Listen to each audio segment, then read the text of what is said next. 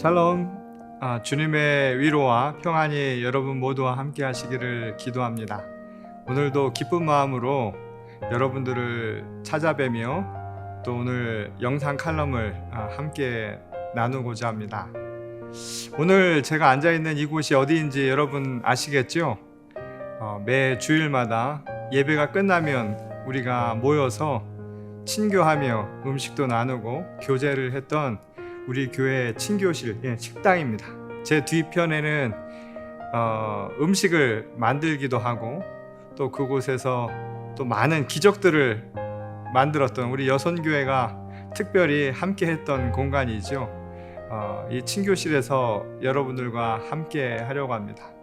이 요한복음 2장에 보면은 가나의 혼인잔치에 대한 이야기로부터 시작을 하죠. 어쩌면 천국 잔치는 그렇게 함께 모여서 함께 먹고 마시며 즐거움을 나누는 자리가 아닌가라는 생각이 듭니다. 저는 이 친교의 자리가 하루속히 모두가 모여서 기쁨을 나누는 공간이 될 수 있기를 소원합니다. 또 그런 날이 빨리 오기를 기대합니다. 사실 성경에 보면 빵이라고 하는 단어가 80회 이상이 등장한다고 해요. 그만큼 먹는 것, 이게 우리에게 굉장히 중요하다는 것을 우리에게 알려주는 대목이기도 하죠. 우리가 일전에 식구에 대한 이야기를 한번 나눈 적이 있는데 영어에서도 회사나 동료를 뜻하는 company라는 단어가 있죠. 그 단어를 보면 앞에 접두어가 com이라는 단어를 쓰는데 그것은 together라는 의미를 갖고 있습니다. 그리고 그 뒤에 있는 company의 파니는 파네라고 하는 빵이라는 말에서 나온 거예요. 그러니까 사실 company, 동료도 다른 게 아니라 빵을 함께 나누는 사이라는 뜻이죠. 우리말로 바꾸면 한솥밥을 나누는 관계, 그게 어쩌면 동료라는 의미를 갖고 있는지 모르겠습니다. 우리는 컴퍼니이고 그런 의미에서 식구라고 할 수 있겠죠. 하나님의 말씀, 한솥밥을 나누는 그런 사이가 바로 우리 식탁 공동체를 이루고 있는 교회라는 생각이 듭니다. 그러고 보면 우리말에 먹는다라고 하는 이 비유가 참 많아요. 그렇죠? 우리는 밥만 먹는 게 아니라 이 한국 사람들은 참 상상력도 좋아서 먹는 것에 비유를 참 많이 하는데, 예를 들면 세월도 먹죠. 나이도 먹는다고 이야기를 하고, 또 요즘은 욕도 먹잖아요. 우리는 욕도 먹고, 또 그러다 보니까 여러 가지 먹는다는 표현들을 다양하게 쓰는 것을 보게 되는데, 예를 들면 경기를 하면서도 한국 사람들은 꿀도 먹는다라고 그렇게 표현을 하지 않습니까? 참 놀라운 거는 우리 한국 문화에는 이 생물들만 먹는다고 생각한 게 아니라 무생물도 먹는다고 생각을 했던 것 같아요.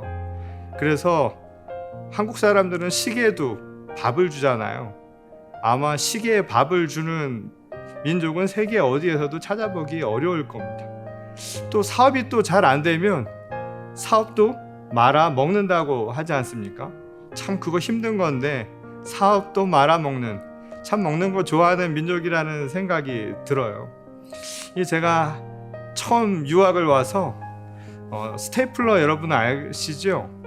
그거를 사러 그 오피스 데포라고 하는 곳에 갔는데, 그 당시 스테이플이나 스테이플러라는 단어를 몰라서 제가 한국에서 갓 왔으니까 가가지고 Where is 허치키스? 그렇게 물었던 기억이 납니다. 잘 이해를 못하더라고요. 그래서 하치키스, 허치키스, 호치키스 여러 번 이야기를 했던 기억이 나는데, 참 놀라운 건 그 점원이 저를 긍휼한 마음으로 보았던지 또 어떻게 듣고 가져다 주더라고요. 근데 문제는 그 안에 들어있는 심이 있잖아요. 근데 그거를 우리 한국 사람들은 또 먹는 거로 생각을 했다는 거예요. 그래서 한국에서는 약으로 불렀던 기억이 납니다. 그래서 제가 뭐라고 그러냐면 허치케스 메디슨 어딨냐고 물었던 기억이 납니다. 여하튼 우리 많은 동포들이 또 이곳에 살아가는 우리 이민 교인들도 그런 비슷한 경험들을 하셨을 거예요. 먹는다라고 하는 것에 대한 한국 사람들의 이러한 정서, 어쩌면 정이 많아서 그런지 모릅니다.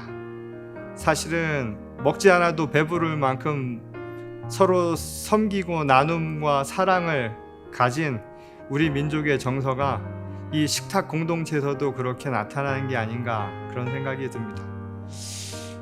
빨리 우리가 함께 나누는 시간이 오기를 다시 한번 고대해 봅니다. 여러분, 함께 식사를 나눌 수 있는 공동체, 그 모습을 회복하기를 원합니다. 이 마태복음 4장 4절에 보면 이 광야에서 사단으로부터 시험을 받던 예수께서 그런 말씀을 하시죠. 사람이 떡으로만 사는 것이 아니라고요. 하나님의 입으로 나오는 모든 그 말씀으로 사는 것이다 라는 말씀을 우리에게 전한 바 있습니다. 우리는 함께 떡을 떼며 나누는 식탁 공동체, 동료이면서 컴퍼니이면서 식구이지만 무엇보다 하나님의 말씀을 나누는 말씀의 공동체이죠.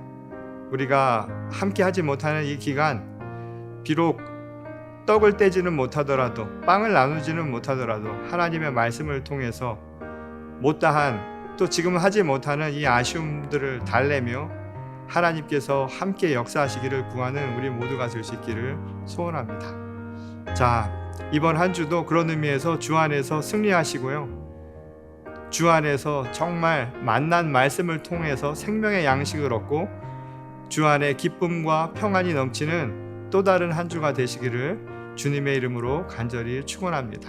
우리 다음 주에 또 기쁜 소식을 안고 다시 만나겠습니다.